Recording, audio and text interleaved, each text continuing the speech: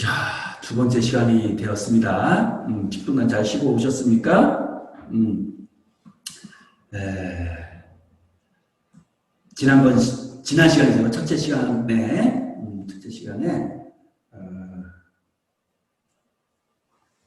법률 행위에 대해서 배웠어요. 그래서 법률 효과, 법률 효과에 대해서 배웠죠. 법률 요건과 효과, 법률 요건을 구성하는 것은 그렇게 법률 행위에 의한 경우와, 법률의 규정에 의한 경우가 있다. 그랬고, 법률 행위가 무엇인지에 대해 배웠고, 의사표시를 핵심 요소로 한다. 그리고 일정 법률 효과에 발생하는 목적으로 하는 것이다. 두 가지 요건을 배웠고, 그에 따른 법률 행위의 종류에 대해서 배웠어요. 단독 행위가 있고, 계약이 있고, 합동 행위가 있다. 그리고 법률의 규정에 의한 법률 효과에 대해서도 불법 행위를 기준으로 설명을 드렸어요. 오늘은 자, 법률 행위와 법률의 규정에 있으면 무엇이 가장 중요했죠? 법률 행위가 중요했고, 법률 행위는 세 가지가 있다고 했죠? 단독 행위, 계약, 합동 행위가 있는데 그 중에서 가장 중요하고 가장 많이 활용되는 건 무엇일 것 같아요? 계약이거든요. 단독 행위 아까 설명했죠. 그렇게 많지 않아요. 합동 행위 사실상 사단법의 설립 행위가 거의 유일하다고 볼 수 있어요. 근데 계약은 무궁무진해요. 여러분들은 계약을 중점적으로 배우고 공부해야 되는 것이고, 저도 그에 따라서 계약을 좀 더 자세히 설명할 예정입니다. 자, 아까 첫 시간에 좀 설명을 했어요. 다시 한번 정확히 설명해 드리겠습니다. 계약은 무엇이다? 법률 요건이라고 했죠. 그런데 법률 요건 위에서 법률 행위에 해당된다고 했어요. 왜 법률 행위에 해당되는 것 같아요? 법률의 핵심 구성 요소는 무엇이랬죠? 의사표시가 있어야 된다고 했잖아요. 근데 계약에는 의사표시가 있어요, 없어요? 있었잖아요. 의사표시가 몇 개 있어요? 2개 이상 있잖아요. 복수했잖아요. 그래서 법률행위가 되는 거예요. 그런데 계약은 다시 어떻게 정해있죠? 일정한 법률 효과의 발생을 원하는, 목적으로 하는 의사표시를 핵심 구성 요소로 하는 무엇이다? 법률행위로서 법률 요건에 해당된다. 이렇게 설명을 드렸단 말이에요. 그러니까 계약은 의사표시를 핵심 구성 요건으로 한다. 의사표시가 없는 것은 법률행위가 아니다. 그죠? 계약은 의사표시가 핵심 요소다. 그러니까 법률행위다. 그런데 의사표시가 몇 개다? 2개다. 그런 점에서 뭐하고 구별된다? 단독행위와는 구별된다. 그런데 이 복수의 2개 이상 의사표시가 서로 대립되는 방향이 있다. 그렇기 때문에 같은 방향을 목적으로 하는 합동행위와는 구별될 수가 있다. 구별될 수가 있다라고 한 이유는, 구별된다라고 하지 않고 한 이유는 합동행위 개념 자체를 인정하지 않고, 합동행위도 그런 것은 있을 수 없고 사단법의 설립행위는 그냥 특수한 계약에 불과하다라고 보는 견해도 있기 때문에 그린 거예요. 그런데 이러한 계약은 다시 여러 유형이 있어요. 계약은 그 유형에 대해서 배우는데, 어떤 유형이 있냐면 아까 매매계약처럼 채권 채무를 발생시키는 그러한 계약이 있어요. 재산법성에, 그죠? 그런 재산법성에 채권 채무를 발생시키는 그런 계약이 있어요. 이걸 채권계약이라고 흔히 불러요. 대신 또 어떤 신분법상의 계약도 있어요. 신분에 관계되는 여러분들이. 그러니까 여러분들 신분에 관계되는 것은 뭘 때 학생 이런 거 아니고요. 그건 계약인 거예요. 채권계약인 거예요. 그런데 신분에 관계되는 것은 우리 민법의 영역에서 본다면 이런 것들 서로 혼인하는 거예요. 결혼하기로 하는 거예요. 이것은 혼인한다는 그런 의사표시가 필요한 거예요. 계약인 거, 혼인계약. 이혼하기로 하는 거, 이것도 계약인 거예요. 이해되셨죠? 이런 것들은 다 계약은 계약인데 어떤 신분법상의 또는 친족법상의 친족관계에 발생을 목적으로 하는 거기 때문에 일반 채권계약은 좀 구별되는 신분법상의 계약 또는 친족법상의 계약이라고 부르는 거예요. 또 있어요. 아버님이, 어머님이 예를 들어서 우리 할아버지가 돌아가셔서 나중에 여러분이 장성했을 때 남겨진 유산이 있을 때 상속재산이라고 하잖아요. 그거를 상속재산을 누가 더 갖고 덜 갖고 갔냐 안 가냐는 것을 상속인들끼리 협의할 수 있어요. 그걸 상속재산의 분할 협의라고 불러요. 그래서 갑을병 삼형제가 있는데 갑이 다 갖기로 한다든가 3분의 1씩 갖기로 한다든가 을병만 갖고 병은 안 갖기로 한다든가 이렇게 합의할 수가 있어요. 협의할 수가 있어요. 그것을 상속재산에 어떻게 분할하기로 한다는 분할협의라고 하거든요. 이 분할협의도 일종의 계약이에요. 그렇지만 이것은 상속재산이라는 어떤 상속법상의 상태에 관계되는 합의이기 때문에 이것은 무엇이다? 일반 채권채무계약이 아닌 채권계약이 아닌 상속법상의 계약이라고 하는 거예요. 그래서 우리가 지금부터 배울 것은 주로 배울 것은 상속법상의 계약이라든가 친척법상의 계약이라든가 이것이 아니라 나중에 배울 겁니다. 나중에 우리 이제 강의 학기 마지막쯤에 강의 계획서에 이미 나와 있어요. 그때 배울 것이고 지금부터 배울 것은 채권채무 계약을 말하는 거예요. 즉 채권 계약을 말하는 거예요. 이해되시죠? 계약에는 채권 계약이 있고 물권 계약도 있고 친척법상의 계약도 있고 그 상속법상의 계약도 있지만 지금부터 배울 것은 채권 채무 계약, 즉 채권 계약을 중심으로 배울 것이다. 이렇게 이해하면 좋아요. 그럼 도대체 이 채권 계약, 소위 말하는 상속법상 계약하고 연결되기도 하는데요. 보통 계약의 유형은 무엇이 있을까 하는 거예요. 그랬을 때 첫 번째 우리가 유형화시킬 수 있는 기준은 전형 계약이라는 것이 있고 비전형 계약이라는 거예요. 이 비전형 계약은 무엇이 되냐면요. 유라 안일비자를 쓰는 거예요. 안일비자. 이렇게. 이게 전형 계약이 아니다. 그런 취지겠죠. 이해되셨죠?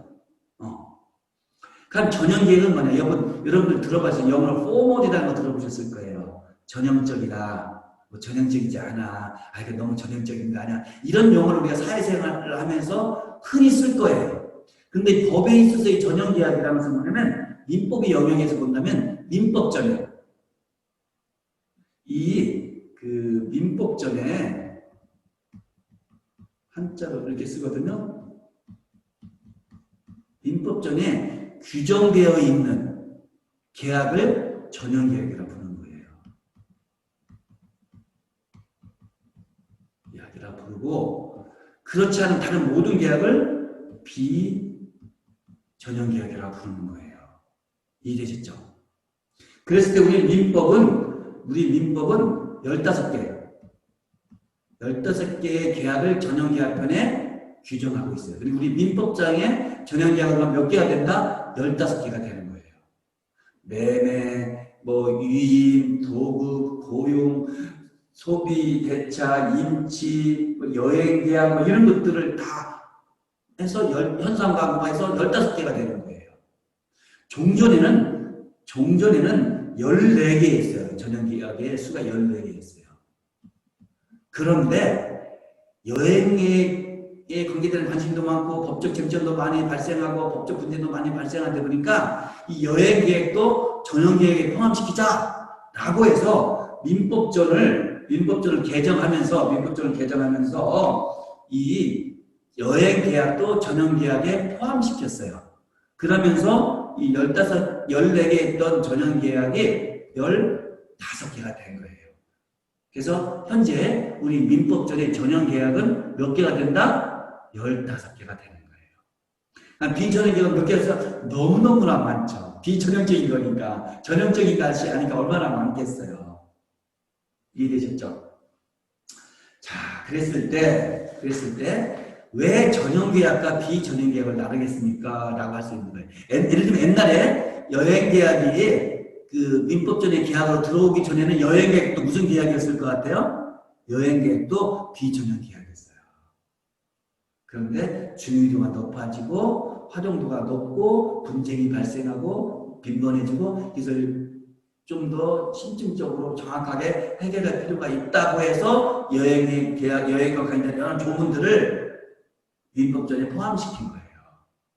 그래서 여행 계약은 비전형 계약에서 어디로 옮겼다? 전형 계약으로 옮겼다는 편입을 했다. 이렇게 이해할 수 있는 거예요. 그럼 왜 전형 계약과 비전형 계약을 나누게 되냐면은 어떤 계약에 관계되는 법적 분쟁이 발생했어요. 그랬을 때 이 법적 분쟁을 해결하기 위해서는 법을 적용해야 될 거 아니겠습니까? 그죠? 이 법을 적용할 때 어떤 법조문을 갖고 올 것이냐는 거예요. 즉, 도급으로 보면 도급에 관계되는 법조문을 갖고 와야 될 것이고 매매라고 본다면 매매에 관계되는 법조문을 갖고 와야 될 거예요.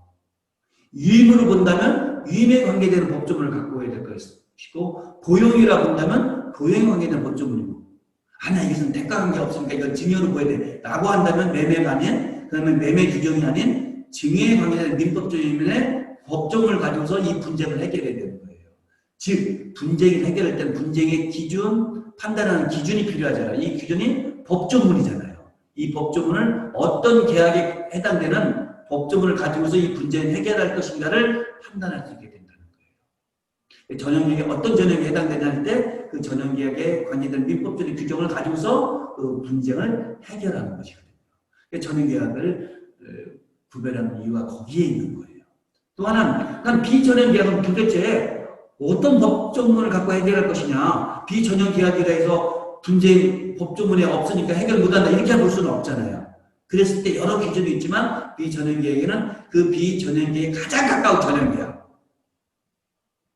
예를 들면 여행계약이 비전형계약일 때는 어떤 것이 가장 가까웠을까? 그게 유임이라든가 뭐 도급에 관계되는 거였거든요. 뭐 고용은 아니거든요. 이해되셨죠? 그런 규정들을 적용했던 거예요. 마찬가지로 우리가 지금 민법전에 없는 어떤 계약을 체결하고 그 계약에 의한 분쟁이 발생했을 때 이 분쟁을 누가 옳고 그런지, 누가 권리가 있고 누가 의무가 있는지를 판단해주기 위해서는 어떤 규정을 끌고 들어올까라고 했을 때 가장 유사한 전형계약을 끌고 오는 거거든요. 또는 그 유사한 계약이 두 개일 땐 두 개 이상을 모두 끌고 오는 거거든요. 그래서 전형계약과 비전형계약을 구별할 질이 있고, 두 개 이상의 전형계약이 혼합된 것들, 특히 그런 것들을 혼성계약 또는 혼합계약이라 부르는데, 이런 것들은 과연 도대체 어떤 규정을 갖고서 해결할 것인가가 법률가들이 당면하고 직면하는 가장 중요한 딜레마가 되는 것이죠. 이해가 되시죠? 이것이 바로 전형계약과 비전형계약의 해당되는 것들이에요. 한번 지워볼까요? 좋습니다. 다음으로 이제 구별할 것은, 이게 좀 어려워, 실은. 이게 굉장히 어렵거든요? 굉장히 어려운데, 조금만 한번 신경을 써서 이해해 보세요. 쌍무계약과 편무계약이라는 것이 있어요. 좀 어려워요. 요거 자체가. 쌍은 트윈을 말하는 거겠죠? 쌍둥이. 그죠? 쌍쌍, 뭐, 커플, 뭐, 이런 거겠죠? 예를 들어, 쉽게 이해를 한다면, 이 무는 채무할 때 그 무예요. 의무할 때, 채무할 때 무예요. 이해되셨죠? 쌍방이 채무를 진다는 뜻이죠, 그러니까. 쌍방이 채무를 지는 거예요, 계약 중에서. 편은 편면적, 편파적 할 때 그런 편자예요. 그러니까 한쪽만 편면적으로 채무를 부담한다는 거예요. 이게 핵심이에요. 그러니까 이 채무는 뭐냐? 대가적 관계가 있다는 거예요. 쌍방 채무라는 것은. 자, 보십시오. 이게 좀 잘 되네요. 그죠? 약간 익숙해진 것 같습니다. 아까 첫 번째 시간에 이게 뭐 갑자기 잘 안 되고 내가 그리고 싶지 않은데 쓰고 싶지 않은데 막 그려져서 너무 당황했거든요. 쉬는 시간에 좀 배웠어요, 더. 근데 지금은 좀 괜찮은데 아무튼 지켜보겠습니다. 불안한 마음으로.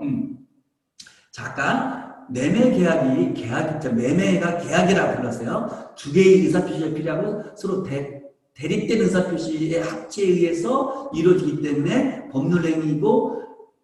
법률행위이지만 그 중에서 계약에 해당된다고 봤습니다. 맞죠? 그것까지 이해하셨을 거예요. 그런데 이 매매계약은 계약 중에서 어떤 계약에 속하냐가 아까 말한 전형계약이에요. 왜? 우리는 민법전에 매매계약에 대한 규정이 쭉 있어요. 그건 전형계약이죠. 두 번째 설명하는 쌍무계약과 편무계약 중에 어디에 해당되냐라고 하면 결론부터 얘기하면 매매계약은 쌍무계약이에요. 그러니까 왜 쌍무계약이냐고 보자고 하는 거예요. 매매계약할 때는 어떻게죠? 매매계약이 성립되면 매도인은 물건을 넘겨주는 의무가 있고 매수인은 넘겨받을 권리가 있죠. 그죠? 그 다음에 또 매도인은 돈을 받을 권리가 있고 매매대금을, 매수인은 매매대금을 지급할 의무가 있잖아. 서로 채무가 쌍방이 있는 거예요. 근데 이 쌍방이 서로 어떤 관계냐? 대가적 관계가 있는 거예요. 그러니까 물건을 팔으니까 사는 것이고 그다음에 돈을 받으니까 물건을 넘겨주는 거잖아요. 물건을 넘겨받으니까 돈을 주는 거잖아요. 그러니까 물건을 넘겨주려면 돈을 넘겨주려면 돈을 지급할 의무, 돈을 받을 권리, 물건을 넘겨받을 권리가 서로 대가적인 관계가 있는 거예요. 법률 효과로서의 채무가 대가적 관계가 있는 거예요. 즉 넘겨주니까 내가 사는 거예요. 매매대금을 지급하니까 내가 파는 거예요. 이 채무가 대가적 관계가 있는 거예요. 이런 관계에 있는 것을 쌍방채무라고 하는 거예요. 죄송합니다. 쌍무계약이라고 부르는 거예요. 그리고 이 채무가 있긴 있지만 이것이 대가적 관계가 있지 않은 것, 한쪽만 채무를 부담하는 것, 이것을 편무계약이라고 하는 거예요. 이해되시죠? 민법상의 전형계약은 유상계약이면 다 쌍무계약이에요. 유상계약은 이제 달라지지만 근데 대부분은 쌍무계약으로 되죠. 무상계약 빼놓고는. 나중에 유상계약, 무상계약 설명할 겁니다. 그럼 편무계약의 전형적인 예는 뭐냐? 현상광고라는 것이 있어요. 현상광고라는 것이. 이건 뭐냐면 여러분들 현상금 수배 들어보셨죠? 그죠? 예를 들면 내가 어떤 경찰서라든가 국가 이런 데서 어떠한 행위를 한 자를 신고하고 발견해서 신고하면은 우리가 얼마를 100만 원을 주겠다, 1000만 원을 주겠다. 이런 거예요. 또는 여러분들이 어떤 문학작품 같은 거 할 때 어떤 문학작품을 응모해서 당선되면은 어떻게 된다. 이거 내가 100만 원 주겠다. 이런 것들이란 말이에요. 이런 것들이 현상광고예요. 현상광고가 왜 편무계약이냐? 물론 현상광고가 계약이 아니라고 보는 견해도 있어요. 뭐냐면 일반적으로 이런 행위를 하면은 내가 돈을 주겠다 라고 선언한 거기 때문에 일방적 의사표시만으로 법률효과가 발생한다고 해서 그러면 일방적 의사표시만으로 하나의 의사표시만으로 법률효과가 발생하는 것을 제가 뭐라고 했죠? 법률행위 중에서 단독행위가 있잖아요. 그러니까 이 현상광고는 단독행위하고 비슷해요. 그래서 학자들 중에는 이 현상광고를 계약이 아닌 단독행위다라고 보는 학자들이 있어요. 그런데 우리 민법은 현상광고에 대해서 계약편에서 규정하고 있어요. 그렇기 때문에 이 민법의 입장에서는 비록 단독행위적 성격은 갖고 있지만 이것을 계약으로 보지 않을 수가 없는 거예요. 그랬을 때 현상광고 성립되면 어떻게 성립되냐면요. 자, 내가 계약으로 본다면 일정한 행위를 한 사람에 대해서는 내가 100만 원 주겠다. 의사를 표시합니다. 그러면 그거에 대해서 범위를 잡으면 내가 100만 원 주겠다 의사표시를 하면은 일정 시간에 범위를 잡습니다. 그러면 계약은 성립된 거예요. 이해되시죠? 즉 일종의 범위를 잡는 행위가 승낙 비슷하게 되는 거예요. 쉽게 설명하면. 정확한 건 아니지만 법적으로는 여러분 이해를 편을 위한다면 자 일정 범위를 잡으면 내가 1000만 원 주겠다. 범위를 잡았다. 그럼 청약 승낙이 되는 거예요. 예를 들어서 이렇게 되는 거예요. 그럼 그 결과 어떻게 되죠? 처음에 돈을 주겠다 한 사람은 돈을 지급할 의무가 생겨나는 거죠. 채무가 발생하는 거예요. 그런데 이 잡은 사람은 그 대가적인 행위를, 그 대가적인 채무를 지급하지 않아도 되는 거예요. 이해되겠죠? 즉, 범위를 잡은 것은 채무 이행이 아니었던 거예요. 계약의 성립 요소에 불과했던 거예요.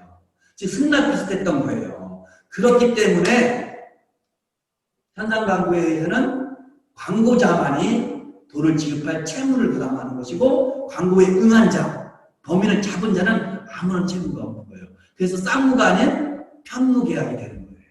이해되셨죠? 이해되셨죠? 자, 증여계약은 이 물건을 주겠다. 공짜로 주겠다. 오케이. 받겠다. 그래서 증여계약이 성립됐어요. 그럼 어떤 분들 효과가 발생하죠?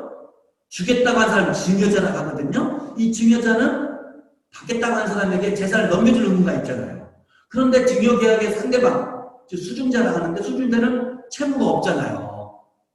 맞죠? 이게 바로 편무계약이기 때문에 그린 거예요. 쌍방 모두가 대가적 채무를 부담하는 쌍무계약이라고, 그렇지 않은 것은 편무계약이라고 부르는 거예요. 굉장히 어려운 거예요. 그렇지만 조금 이해가 되실 것 같기도 해요. 그랬을 때 뒤에 설명할 유상계약은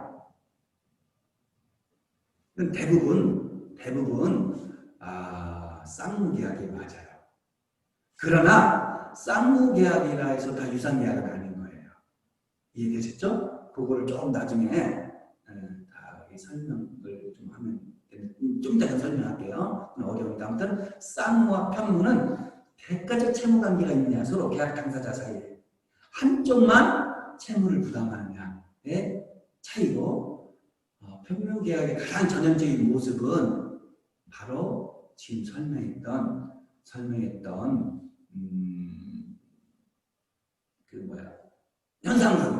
현상광고가 이제 가장 전형적인 편무계약의 모습이 되는 거예요. 그랬을 때 나머지 전형계약 중에서 매매, 교환, 임대차, 고용, 도급, 조회, 화해 이것들은 다 유상계약이거든요. 그렇기 때문에 기본적으로 쌍무계약이에요.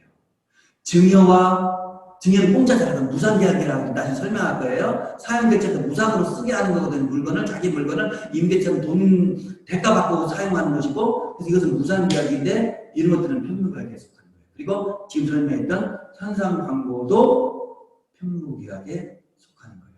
그런데,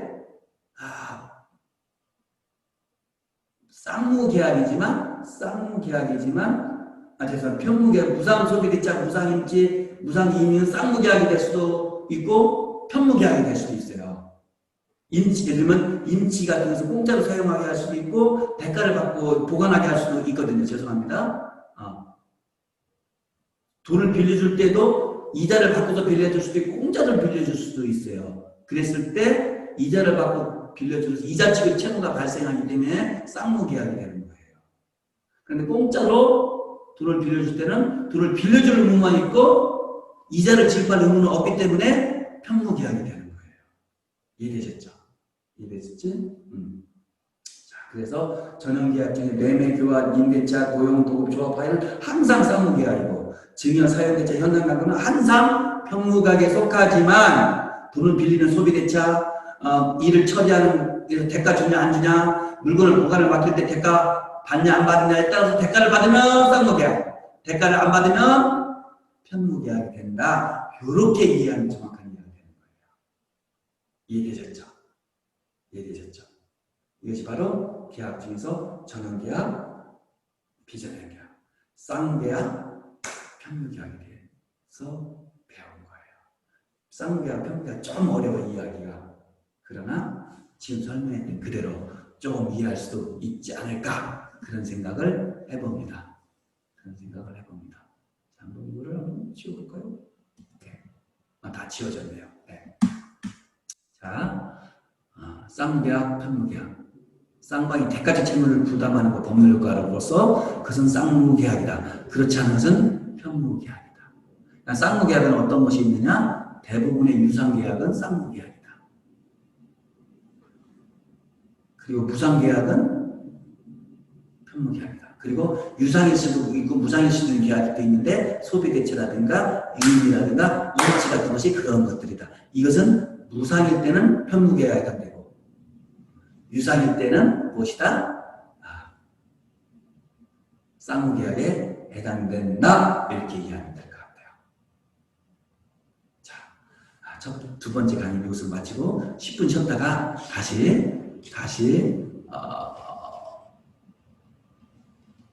강의 시작하는 것으로 하겠습니다.